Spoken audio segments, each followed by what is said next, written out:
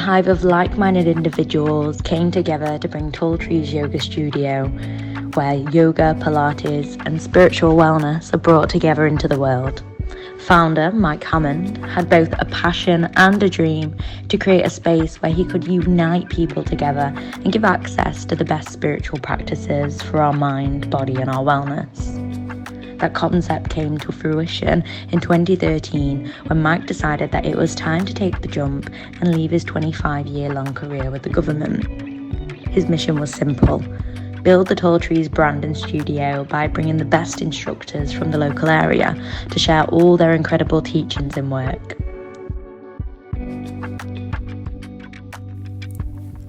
Tall Trees Yoga is more than just a yoga studio. It's a place where you can connect with your mind and body, where you can learn, grow, and be part of a community. Discover how we take yoga out to the community with free classes on Mondays and our work with Be Well Doncaster, which helps people suffering from fibromyalgia and chronic pain syndrome. This month, we take a closer look at our 200-hour yoga teacher training programme.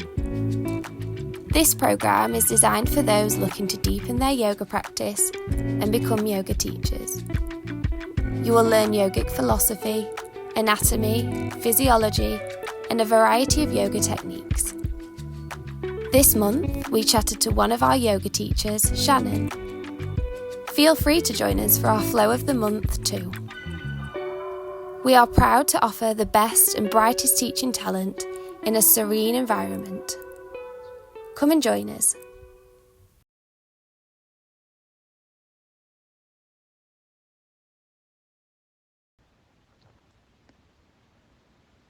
The fourth of the 8 limbs of yoga is pranayama, which is regulating the breath so as to make it slow and subtle, leading to the experience of the steady flow of energy, which we know as prana, which is beyond or underneath exhalation, inhalation, and the transitions between them. The 3 pranayamas are exhalation, inhalation, and the transition. However, the 4th pranayama is that continuous prana which surpasses, is beyond and behind the others. The experience and repeated practice of this 4th pranayama thins the veil of karma, which usually clouds the inner light, allowing that to shine, which comes through. To successfully practice and attain the full benefits of breath control and pranayama, it's necessary that it be built on the solid foundation of a steady and comfortable sitting posture.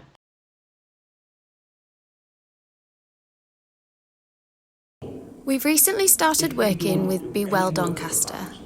Michael has been visiting the community and supporting people who suffer from fibromyalgia and chronic pain syndrome, and showing that you can find relief through yoga. It's not just about yoga, it's about creating a community where you can feel safe and supported.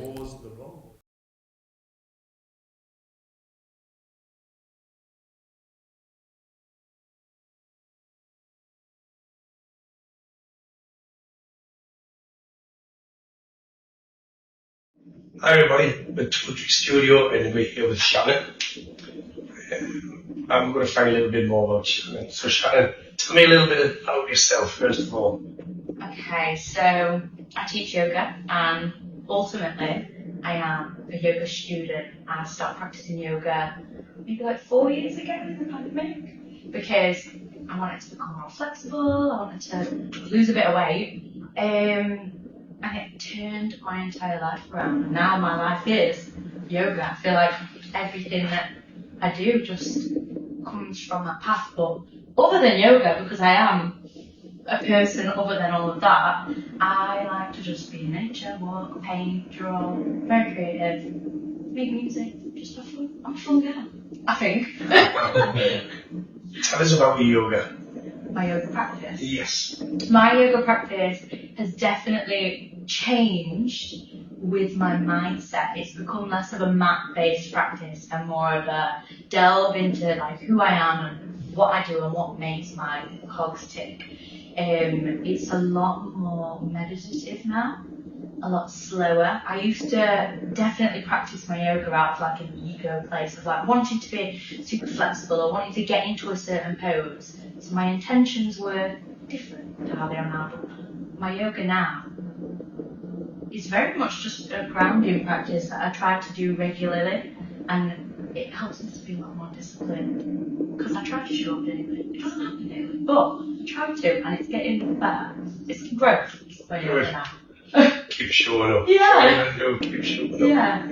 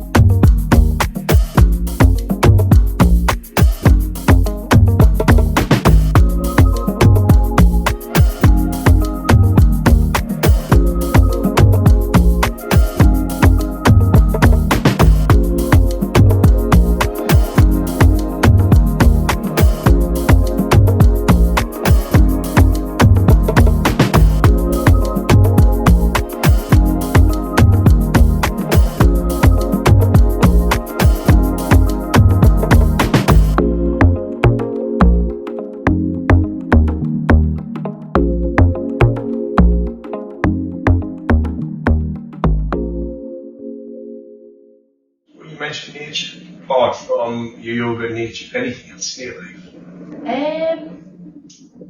I just like to see my friends, go out, music. I love festivals, I love raves, I love to dance. Oh my gosh, I love to dance. It's one of those things where I can dance in my bedroom, I can dance in the shower, I can dance in the garden at 5 in the morning. I'll put something on YouTube, and once I start going, you just won't stop me. I just love music. It's music for me, yeah. Yoga's the music of life. Yes. And finally, Shannon, tell me your favourite place to do yoga. Favourite places to do yoga? It's got to be somewhere with a good view. I've done it on a beach probably like 5 or 6 times in my life, and that has been bliss. Unless it's a rocky beach. I just like to be out in a field, on a hill, in the garden. Where I now live, there's a big woods next to it, and I can literally get there in like 2 minutes flat. So in the morning, to go onto the field, it's got to be a morning or a sunset, and it's got to be outside. Those are my favourite places. I don't like to be across the river if I can avoid it. Just knock it down. Thanks, Shannon. If you like to join Shannon one of her classes, Shannon teaches at the studio every Wednesday morning. If you're brave enough to get up at 6:45, come and join her. We get some beautiful sunsets here, sunrises here. Thanks, Shannon. Thank you. Thank you.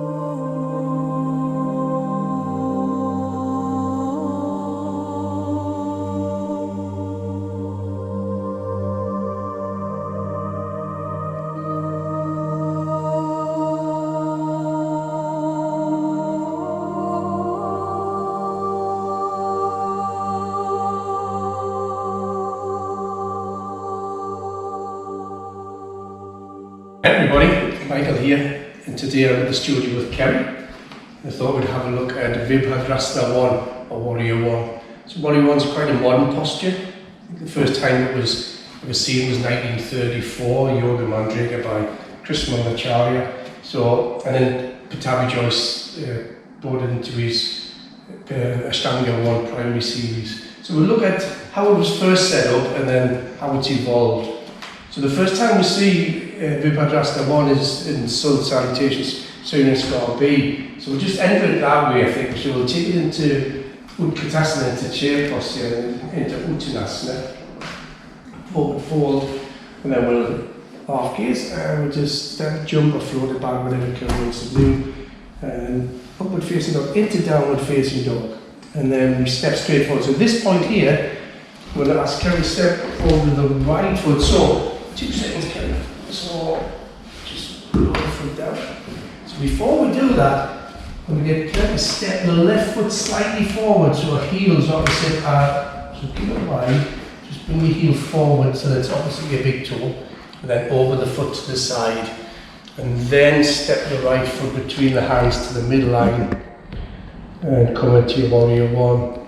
So the original Warrior 1, we wanted this hip open to the side, and we wanted this flow through this angle of the body here, the knee over the ankle. If we get a point where the knee's falling in, imagine you're trying to scrub your heel this way and it's going to keep your heel open here. And I'll lengthen through here. So you can see the hips are open to the side, all the rotations coming from the rib cage here. And that's lovely. And then we'll release it down, Kerry, and step it back. And just relax that in the posture. Lovely.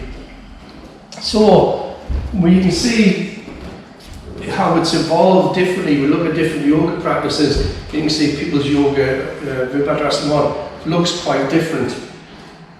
If anybody out there knows the answer to this, I would love it. I think it's come from Iyengar. I've seen video of Iyengar where he changed the back foot for his triangle, and I think he's done the same thing for Warrior 1.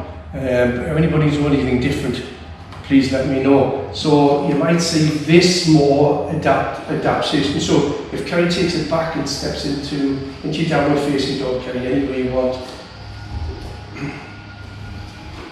So we'll step forward with the left foot this time, just leaving the body out.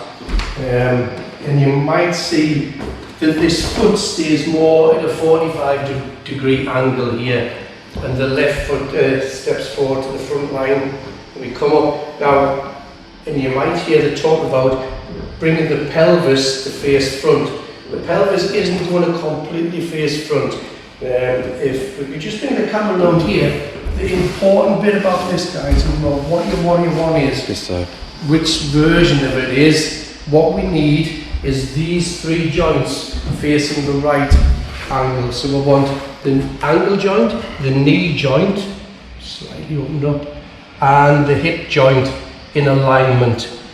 So that's safe. Or we're going to crank the knee. If we try and open the foot to the side like we did the original one, and then try and push that pelvis forward, the knee's going to take a big whack on that knee. It's similarly, if we shorten that angle too much and then try and open up the hips, again the knee's going to take the brunt of that. So wherever your posture is, make sure, if you're teaching the posture, make sure the student's ankle joint, knee joint and hip joint is in alignment.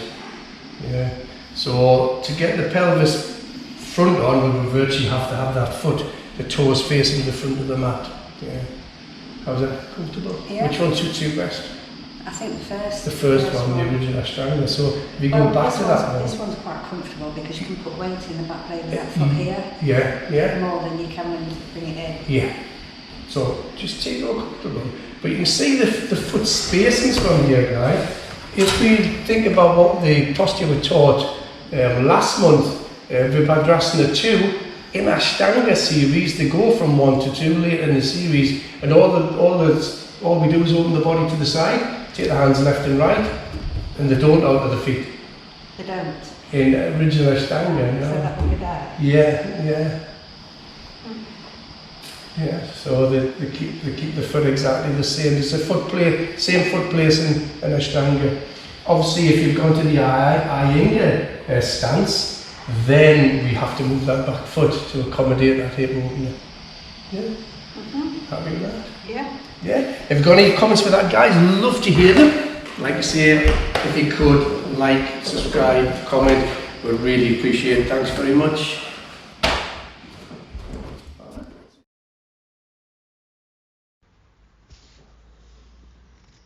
Recently, I took a week away from the studio. As yoga teachers, we often neglect our own well-being.